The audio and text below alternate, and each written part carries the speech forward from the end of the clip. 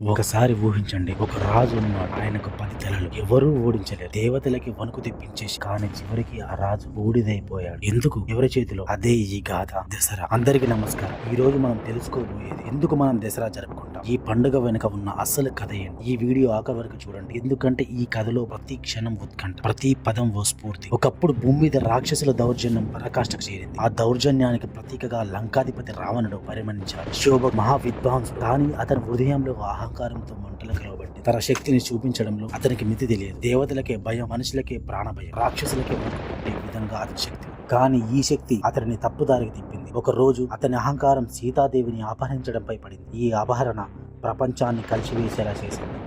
సీతాదేవి ధైర్యం, భక్తి అన్నీ ఒక్క రాత్రిలో ఒక రాక్షస శక్తి చేతుల్లో పడిపోయాయి. ఆ దుర్మార్గం రాక్షసుల అణచివేతకు, ధర్మం కోసం మహాయుద్ధానికి నినాదం పిలుపునిచ్చింది. అహంకారం, ధైర్యం, శక్తి, ఈ 3 భావాలు ఒక్కచోట కలిసినప్పుడే రావణుడు అంత భయంకరంగా అనిపించాడు. కానీ అహంకారం అతనికి అత్యాన్ని తెచ్చింది.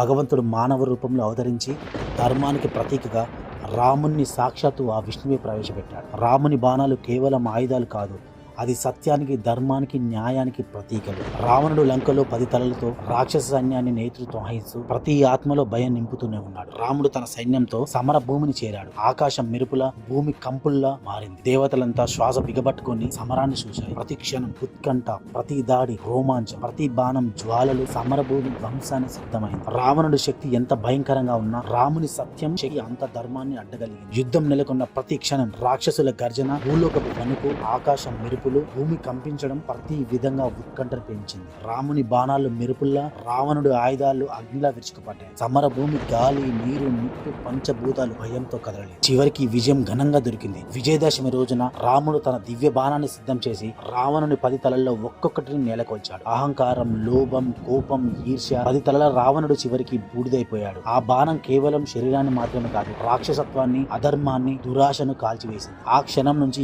ఈ రోజు పేరు విజయదశమి అయింది. అది కేవలం ఒక పండుగ కాదు, అది ప్రతి మనిషికి ధర్మం గెలుస్తున్న శాశ్వత పాఠం. మనలోని రాక్షసత్వాన్ని, అహంకారం, కోపం, ఈర్ష్య, లోభం ఎప్పటికీ అధిగమించడం అవసరం. దసరా మనకు చెబుతుంది, ధర్మం కోసం పోరాడితే ఓటమి ఉండదు, సత్యం కోసం నిలబడితే దేవుడు మన వెంట ఉంటాడని. ప్రతి సంవత్సరం ఆ మహా గెలుపు జ్ఞాపకంగా రాముని ధైర్యాన్ని, ధర్మాన్ని మనం జరుపుకుంటాం. రావణ దహనం కేవలం ఒక ప్రతిమను కాల్చడం కాదు, మనలోని చెడు మనసు, చెడు అలవాట్లను నశింపజేయడం, మన హృదయాలలో వెలుగులు నింపుతూ, మన ఆత్మను శుద్ధి చేస్తూ ధర్మం గెలిచిన రోజు స్మరణలో ఉంచడం. ఇలా ప్రతి దసరా మనకు పాఠాన్ని, ఒక స్ఫూర్తిని, ఒక సత్యాన్ని ఇస్తుంది. ధర్మం ఎప్పుడూ గెలుస్తుంది. అంతిమంగా విజయదశమి అంటే మనలోని రావణుడిని జయించడం, మన ఆత్మలోని సత్యానికి, ధర్మానికి మద్దతుగా నిలబడడం. జై హో శ్రీరామ్. అందరికీ దసరా శుభాకాంక్షలు.